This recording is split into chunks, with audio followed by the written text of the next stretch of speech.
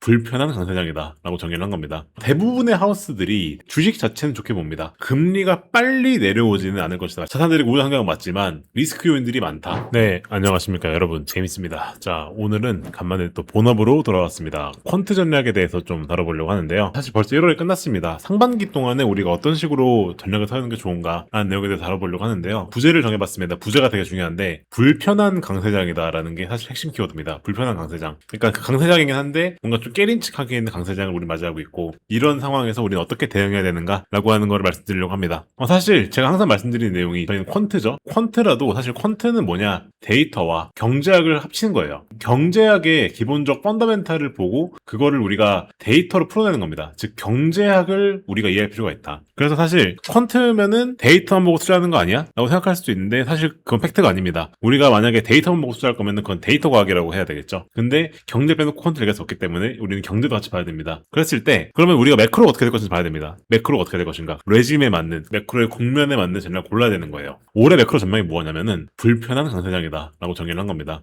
사실 현재 견조한 성장세를 보여요. 매크로 자체는 사실상 성장이 되게 현재 좋은 상황인데 되게 삐끗하면은 오류가 날 수가 있는 그런 상황이다. 일단 현재 매크로 레짐 전망이 됐었을 때는 사실 성장세가 되게 완만합니다. 미국이 현재 GDP 보게 되면 미국 GDP가 4%대거든요 현재 지금. 그 정도로 금리가 인상이 됐었고, 지금 금리가 보통 인상이 되면은 보통 경기가 침체가 오는 게 일반적인데, 사실 각국의 부양책을 펼치면서 이 GDP가 마이너스로 가지 않았죠. 즉 침체로 가지 않았죠. 그리고 플러스로 AI의 도입, 이런 것들 덕분에 현재 기업들의 비용 구조가 혁신이 되면서, 그리고 그와 동시에 생산성이 좀 가속화가 되면서, 그리고 이제 기업들이 AI 투자를 늘리면서 성장에 계속 가고 있는 추세고요. 그리고 이런 것들을 지지하는 게 각국의 정책들. 이제 이걸 저는 스텔스 Q라고 하는데, QE가 돈 푼다는 거죠. 퀀터테이티브 이징을 하는 건데 그걸 스텔스하게 한다. 정부가 몰래 돈을 풀거나 아니면은 그 연준이나 그런 중앙은행들이 몰래 자산을 사는 그런 것들을 스텔스 QE라고 해요. 금리를 내려가지고 직접적으로 유동성을 주입하는 게 아니라 말 그대로 뒤에서 주입을 하는 그런 걸 얘기하는 건데, 이제 이런 것들이 일어나고 있는 상황입니다. 그래서 이런 것들은 플러스 요인이다. 근데 그로 인한 부작용이 뭐냐? 인플레이션이 높다는 거고요.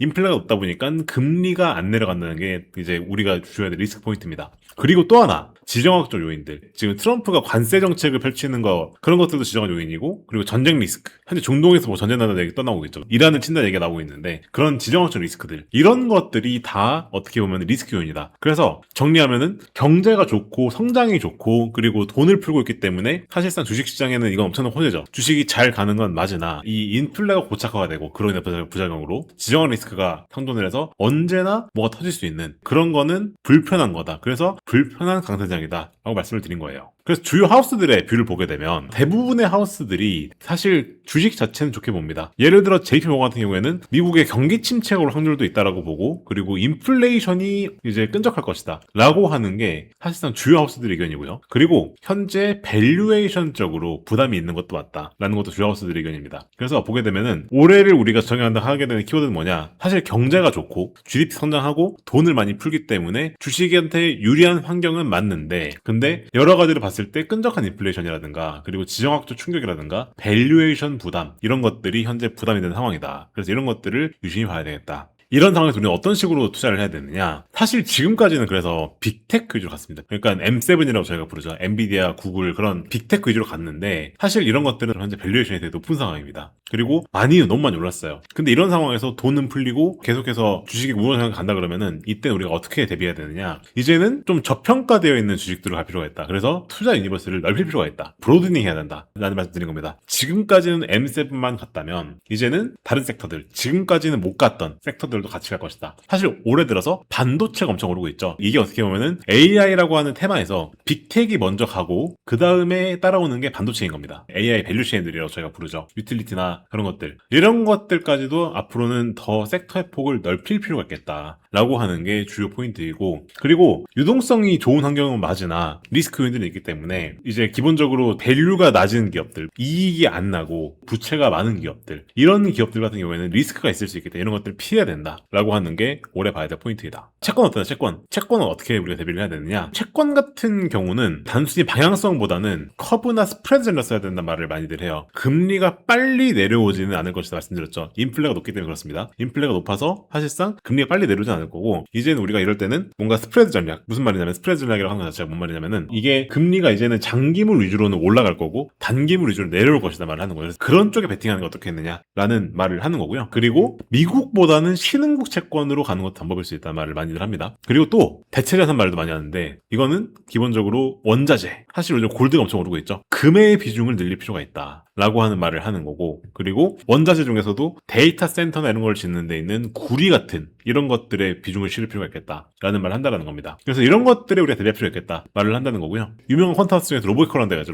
로베코 같은 경우에는 주로 어디를 많이 보고 있느냐, 이머징 마켓을 봐야 된다 말을 많이 하고 있어요. 한국과 같은 나라들이죠. 미국은 선진국이고 우리나라 같은 나라들은 보통 이머징 마켓을 분류해야 됩니다. 규모 상대적으로 작은 나라들, 그런 나라들의 기대 수익률이 높을 것이다 라는 말을 되게 많이 합니다. 신흥국에 투자할 필요가 있겠다 라는 말을 한다는 거죠. 요약하면은 유동성도 좋고 성장도 좋기 때문에 이제 이런 상황에서는 주식은 가는 환경은 맞는데 밸류에이션 부담도 있고, 그리고 여러 가지 리스크 요인들이 있기 때문에 집중 투자는 위험하고 분산시켜야 된다. 그래서 이제는 더 넓은 섹터를 볼 필요가 있다는 말을 하는 거고, 그리고 플러스로 대체 자산들, 그러니까 이제 금 같은 안전 자산에 대한 베팅도 늘릴 필요가 있겠다라고 하는 게 올해를 대비할 콘텐츠라고 말씀드릴 수 있는 거고요. 팩터는 어떤 팩터를 봐야 되느냐? 가장 많은 하우스들이 꼽는 팩터는 뭐냐면은 퀄리티입니다. 퀄리티. 사실 주식이 오전 환경 맞기 때문에 주식은 가는 건 맞는데 지정학 리스크도 크고, 그리고 여러 가지 리스크 요인들이 상존한 상황이기 때문에 수익성이 있는 기업으로 가야 된다. 그리고 적자 기업 이런 거는 걸러야 되고요. 금리가 빨리 내려오지 않았을 가능성이 있기 때문에 과도한 레버리지를 쓰는 기업들, 그러니까 부채비율이 높은 기업들, 이런 것들은 우리가 조심할 필요가 있겠다 말을 하는 거고요. 그리고 그 다음으로 꼽는 기업의 팩터가 뭐냐? 밸류입니다. 밸류. 이제는 더 넓은 섹터로 시장이 넓어질 거기 때문에 이제는 밸류 팩터를 보는 게 좋겠다. 근데 밸류 중에서도 우리가 딥밸류, 그러니까 완전 저평가되어 있는 그런 것보다는 이제 어닝 모멘텀이 동반된 가치주, 어닝이 같이 올라가는 기업들, 그러니까 실적이 올라가는데 저평가된 기업들을 보는 게 좋겠다 말을 하는 거고요. 그리고 모멘텀 같은 경우가 작년까지 좋았었는데 모멘텀 팩터는 이제는 좀 선별적으로 필요하겠다 라는 말을 하겠다는 겁니다. 그래서 이런 게 올해를 대비하는 콘텐츠 전략이겠다 말씀을 드릴 수 있겠다는 거고요. 그 외에 나머지 것들 중에서 중요하게 봐야 될 포인트 한 문장 요약해 드리겠습니다. 일단 아까 말씀드린 게 사실상 메인 내용이긴 합니다. 경제는 좋을 거고 돈도 풀리고 있기 때문에 주식은 좋을 것이다. 자산들이 우려 환경은 맞지만 리스크 요인들이 많다. 특히나 금리가 빨리 내려오지 않는 리스크가 있을 수 있고 인플레이션 리스크가 있다. 특히나 그건 채권에게 있어서 되게 안 좋은 소식이겠죠. 그런 상황에서는 우리가 주식과